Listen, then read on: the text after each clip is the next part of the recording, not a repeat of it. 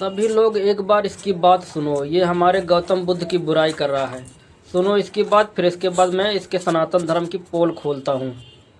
सुनो।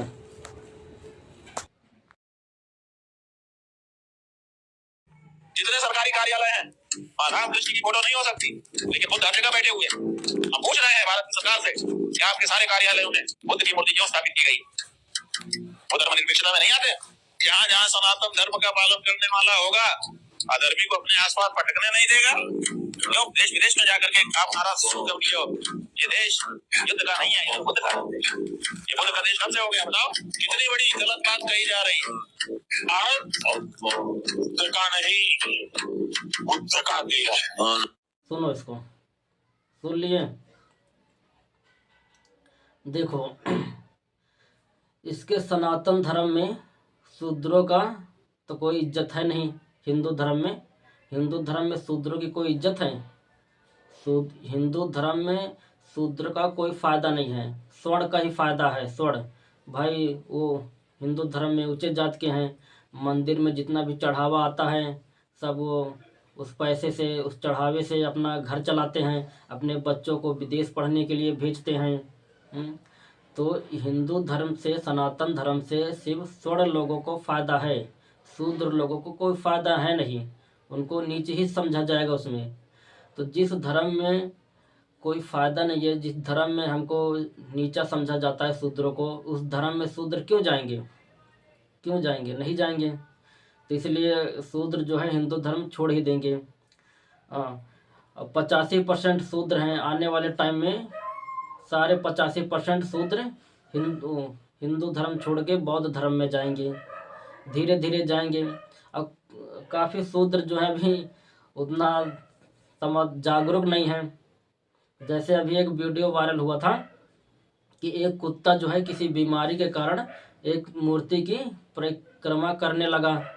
अपनी बीमारी के कारण वो कुत्ता जो है मूर्ति की चारों तरफ घूमने लगा। तो शूद्र कुछ इतने नासमझ हैं, उनके अंदर इतना दिमाग नहीं है कि वो जो है क्या समझे कि इसके अंदर देवी देवता आ गए हैं, उसकी पूजा करने लगे। ऐसे ऐसे लोग हैं, बताओ। तो ऐसे लोगों को जो है ये स्वर्ण लोग गुमराह करके अपने हिंदू धर्म में लेके चले जाते हैं। लेकिन कब तक? ज़्यादा समय तक ये अपने हिंदू धर्म में इनको नहीं खींच पाएंगे। हम इनको बौद्ध धर्म में खींचेंगे। और जो तुम हमारे गौतम बुद्ध की बुराई कर रहे हो, बौद्ध धर्म में जो है सब सच्चा है, झूठा कुछ नहीं है, सब सच्चा है, सच्चाई है पूरी। लेकिन तुम्हारे हिंदू धर्म में सब झूठा है, एक तरफ से झूठा है, झूठा ही झूठा है।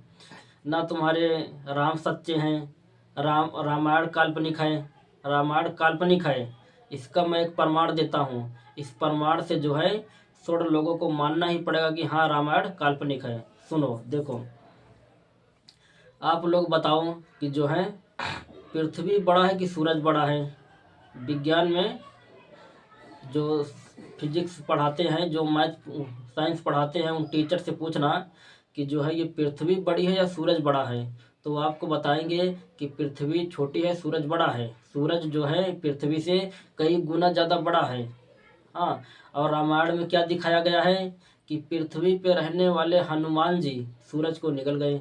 ये हो सकता है? हो सकता है, बताओ। हाँ, किसी बकरी पर, बकरी तो आप लोग जानते होंगे, गांव में जो रहते हैं बकरी जानते होंगे, या कुत्ता समझ लो, शहर में रहने वाले कुत्ते। किसी कुत्ते पर बैठने वाला जंतु, कबूतर मान लो, किसी कुत्ते पे बैठने वाला कबूतर हाथी को अपने अंदर निगल जाएगा? किसी कुत्ते पे बैठने वाला किसी कुत्ते पे बैठने वाला कबूतर किसी हाथी को खा जाएगा? नहीं खा सकता भाई। उतनी बड़ी हाथी, उससे कई गुना ज़्यादा बड़ी हाथी है, वो कैसे खा जाएगा?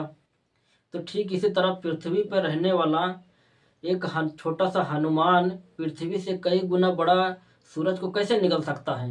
ये नहीं हो सकता। तो इस वजह से ये प्रमाणित होता है कि जो है ये झूठा है, रामायण झूठी है। और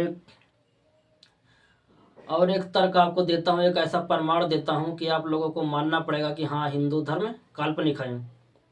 देखो, एक बार क्या हुआ कि पार्वती नहा रही थी और गणेश जी को बोली कि बेटा दरवाजे पे बैठे रहो, मैं नहाने जा रही हूँ, कोई आए तो उसे आने मत देना, बोल देना मम्मी नहा रही हैं।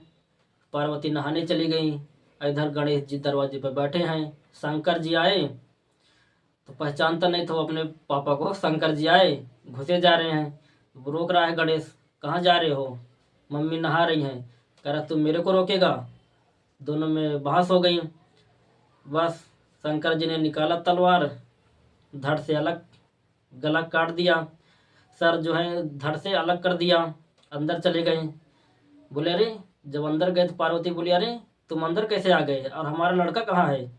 बोले अरे वो हमारा लड़का है, मुझे तो पता ही नहीं था कि वो हमारा लड़का है। फिर दोनों भाग के बाहर गए। फिर बोले अरे अब इसको जोड़ा कैसे जाए। तो एक हाथी जा रही थी, हाथी का बच्चा जा रहा था, तो हाथी का बच्चा हाथी के गर्दन काट के उसका सर जो है अपने बेटे के सर पे धड़ पे रख दिया। ये हो सकता है? नहीं हो सकता। कैसे नहीं हो सकता? देखो, यहाँ इंसान इंसान का खून नहीं मैच करता। अगर आपका कोई रिश्तेदार भर्ती हो जाए तो क्या सब लोग उसको खून दे देंगे? नहीं दे सकते। कई लोगों का कई तरह का खून होता है, बी पॉजिटिव और क्या गया, हर लोगों का, इंसान का अलग अलग खून होता है, अलग अलग तरीके का। तो जो बिस्तर पे है, बीमार है, उससे सबका खून जांच होगा, जिसका खून उसके खून से मैच होगा वही इंसान खून दे सकता है। तो सोचने की बात है, जब इंसान इंसान का खून आपस में मैच नहीं करता है, इंसान इंसान का खून आपस में मैच नहीं करता है, तो जानवर का खून इंसान से कैसे मैच कर गया? सोचो, एक बार सोचो। जब इंसान इंसान का खून आपस में मैच नहीं करता, इंसान इंसान आपस में एक दूसरे को खून नहीं दे सकता, हर इंसान को खून नहीं दे सकता अपना, तो एक जानवर ने एक इंसान को कैसे दे दिया? नहीं हो सकता, ये झूठा हो गया। और सुनो, बोलते हैं कि सनातन धर्म में, हिंदू धर्म में 33 करोड़ देवी देवताएं हैं। 33 करोड़ देवी देवताएं हैं। हाँ, जब पुलवामा में अटैक हुआ और अभी पहलगांव में आतंकवादियों ने हमारे देश के कई स्त्रियों के सिंदूर उजाड़ दिए, तब ये 33 करोड़ देवी देवता क्या अपना झक मरा रहे थे? हाँ, कहाँ गए थे? ये जो 33 करोड़ देवी देवता हैं सिर्फ नाम के हैं, ये सिर्फ पंडितों के जो है पेट भरने के लिए हैं, काम के नहीं है, सिर्फ नाम के हैं। 33 करोड़ देवी देवता हैं। अगर ये चाहे तो जो पाकिस्तान ने हिंदुस्तान का जो कश्मीर कब्जा कर लिया है, ये 33 करोड़ देवी देवता चाहे तो सेकंडों में, एक सेकंड नहीं लगेगा, सेकंड भी नहीं लगेगा, तुरंत जो है पाकिस्तान को जादू मंत्र में मारेंगे, तुरंत वो कश्मीर अपने अंदर आ जाएगा कि नहीं?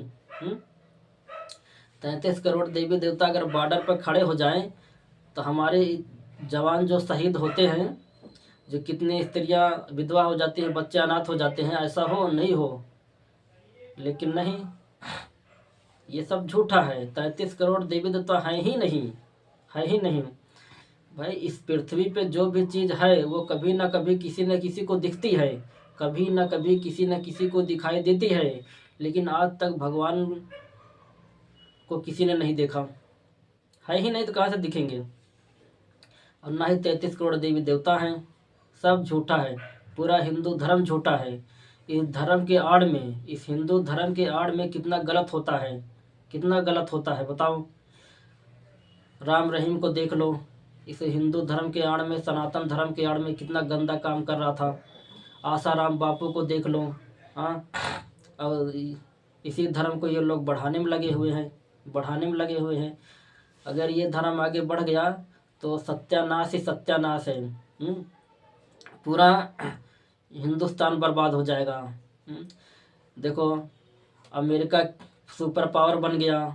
हाँ, उसके पैसे के आगे हमारा पैसा की वैल्यू क्या है? हम उससे कितने पैसे पीछे हैं।